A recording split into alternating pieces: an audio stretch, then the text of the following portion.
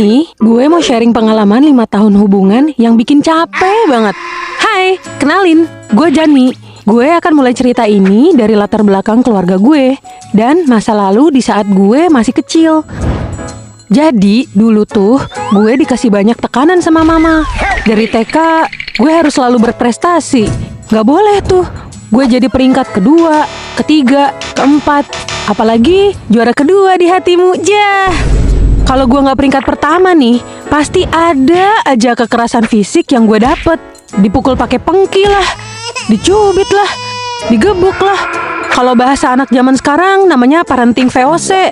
Kadang badan gue sampai biru-biru tuh, gara-gara kena gebuk sama mama gue. Nah, karena semua itu, mental gue jadi terganggu. Jadi sering emosian, suka bohong, dan yang paling parah, jadi haus perhatian. Karena dari dulu emang gue merasa nggak diperhatiin sama mama. Kalau ditanya ayah kemana, ayah ada. Cuman ayah gue nih aneh banget. Masa dia nggak bisa apa-apa kalau gue digituin? Pasrah aja gitu. Pas masuk SMP nih, teman-teman gue mulai banyak yang pacaran. Terus karena lihat temen gue pada pacaran, FOMO lah gue. Pengen punya pacar juga. Soalnya yang gue tahu, kalau pacaran tuh pulang sekolah dianterin. Terus tiap hari bisa SMS-an dan diperhatiin juga. Ya gue sebagai manusia yang haus akan perhatian, jadi makin tertarik lah tuh buat punya pacar. Nah, kebetulan nih, ada cowok yang gue suka nih, namanya Zul. Si Zulnya juga respon dong, deketin gue gitu. Tapi gue sempet agak minder sih, karena fisik gue biasa aja, gak cantik-cantik amat. Udah gitu, waktu itu gue masih buluk banget lagi. Tapi ya udah deh, gas dulu aja ya kan. Lama-lama kita makin deket nih, suka SMS-an gitu. Tapi kalau di sekolah ya kita jaim-jaiman gitu deh. Nah, suatu waktu dia SMS gue gitu, Jan, bisa tolong talangin aku pulsa 5.000 aja nggak? Buat SMS-an sama kamu. Aku nggak mau sampai hilang kabar dari kamu sehari pun. Ya, dengan embel-embel nggak mau kehilangan kabar kamu sehari pun, gue jadi luluh lah. Apalagi gue orangnya emang haus perhatian kan. Ya udah, akhirnya gue isiin lah pulsa dia. Gue bilang gak usah diganti, gak apa-apa. Dia awalnya emang nolak gitu sih, cuma ya akhirnya diterima juga. Anjay, malah keterusan. Lama-lama malah makin kurang ajar lagi mintanya. Kayak cuman, Jan, pulsa dong 10.000 aja. Biasa ya. Anjir, tapi kenapa dulu gue malah galau pas dia ngomong gitu ya? Padahal gue yang dirugiin. Setelah itu, selama 2 minggu, si Jul ini gak ada kabar. Dan gue dengan bodohnya malah SMS dia duluan. Nanya dia masih marah sama gue apa enggak. Sampai minta maaf segala lagi. Sampai suatu hari, ada temen gue tuh main ke rumah. Ngobrol lah kita. Dan dari situ gue dapet fakta yang gong banget. Temen gue bilang, Jan, maaf ya, baru ngomong sekarang. Sebenarnya si Jul deketin kamu cuma karena taruhan sama si Adi 50.000. Kalau sampai kamu bisa dimanfaatin si Jul, Adi bakal ngasih 50.000 ke Jul. Jeder! Gue nangis jadi-jadinya. Dari situ gue kapok lah soal urusan laki-laki. Jomblo lah gue sampai kerja. Sempet sih ada juga yang deketin, tapi mereka juga sama aja, manfaatin gue doang bisanya. Lulus SMK, gue tadinya pengen kuliah. Udah gitu dapet univ yang lumayan karena keterima jalur undangan.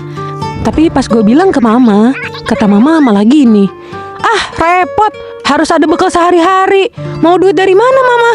Terus cewek tuh percuma kuliah, ujung-ujungnya di dapur juga jadi ibu rumah tangga.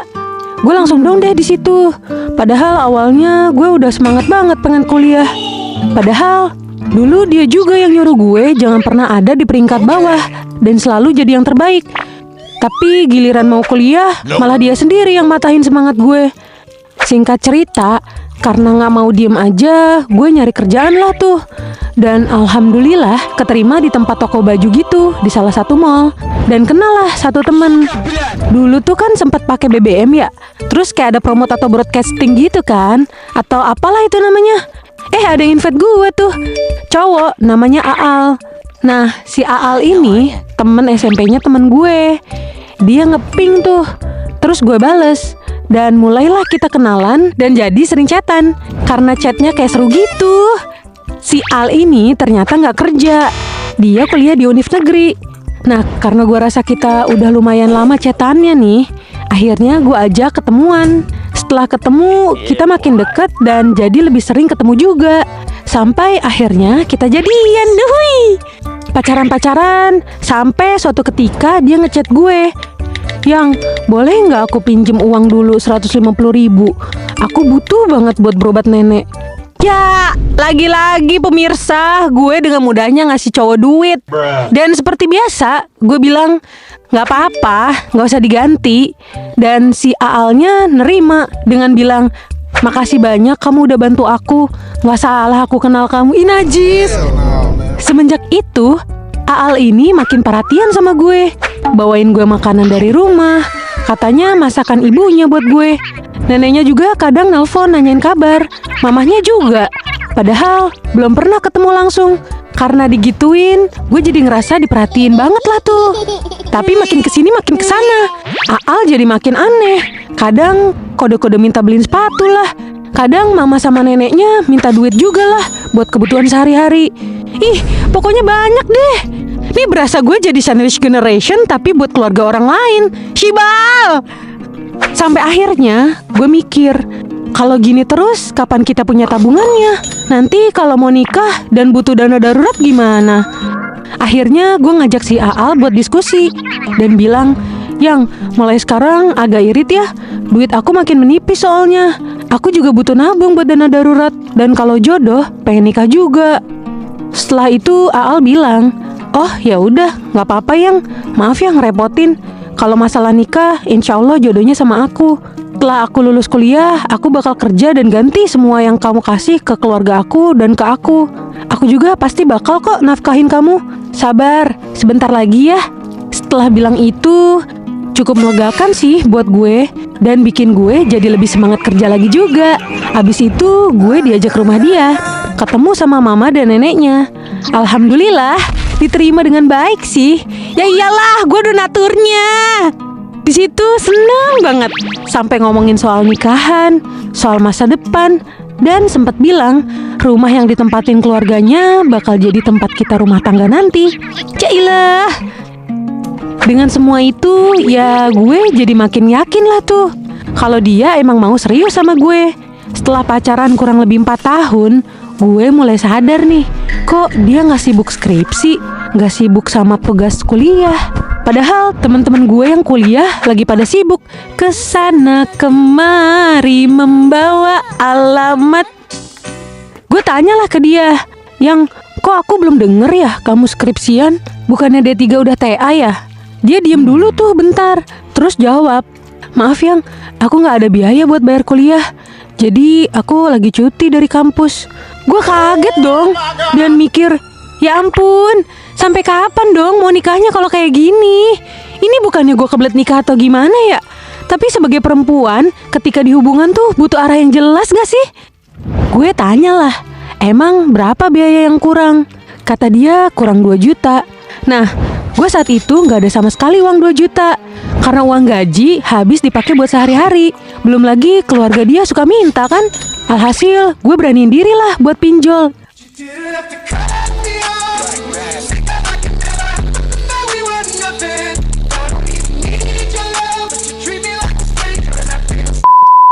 Tolong ya guys ya, kalian jangan kayak gue sampai sebucin ini.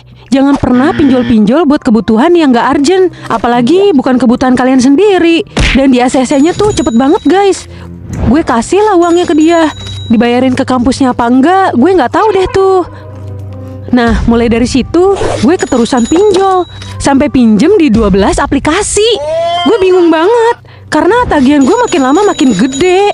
Dan gaji gue sedikit banget. Akhirnya gue ajaklah dia buat ketemuan. Gue cerita ke dia. Dan dia malah nyalain gue karena katanya dia gak ngerasa pakai uang itu. Padahal duit itu semuanya banyak kepake buat dia anjir. Beli ini itu, ngasih keluarganya buat biaya hidup, dan lain-lain. Dari situ hati gue hancur, sehancur-hancurnya. Minta tolong ke dia, tapi malah lempar lagi ke gue. Di tahun kelima kita pacaran, dan dia juga masih belum lulus. Gue tanya ke dia, kapan lulusnya? Dan kapan mau kerja?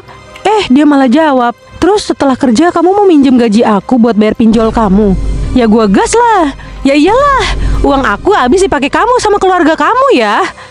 Dia malah gak terima dan langsung pulang gitu aja. Gue ditinggal pulang sendiri. Gue stres banget di situ. Bingung, mikirin tagihan yang bunganya makin numpuk, bahkan sampai puluhan juta. Belum lagi diteror di WA, via telepon dan via chat.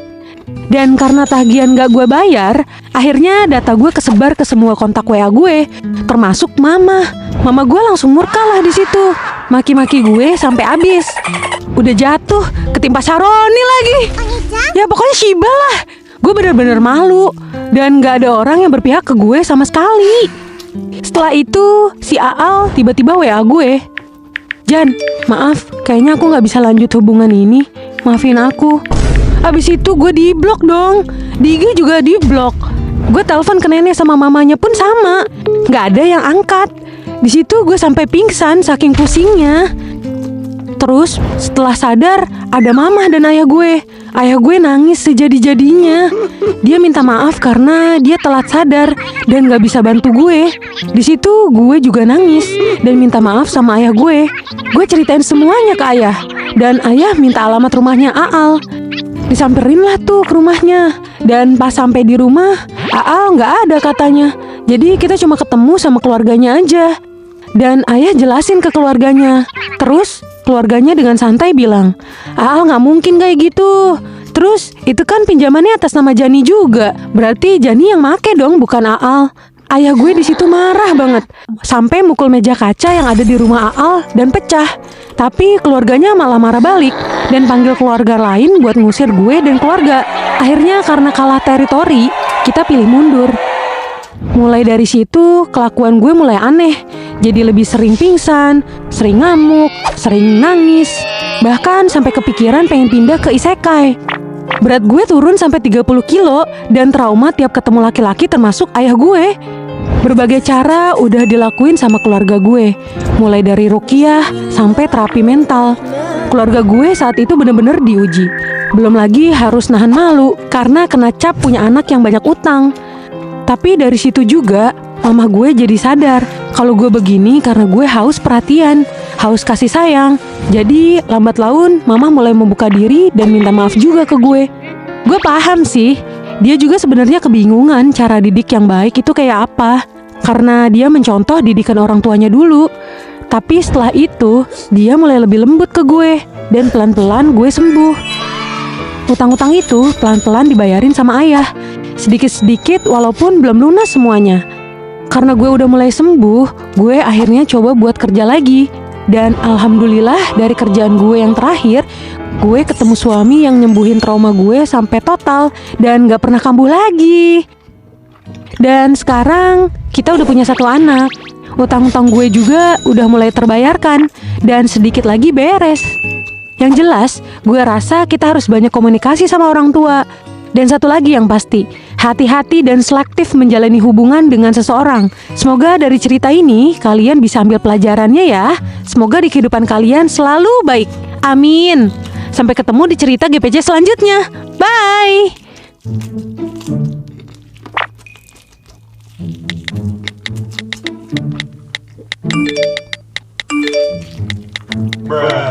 Bayar utang lu, bab.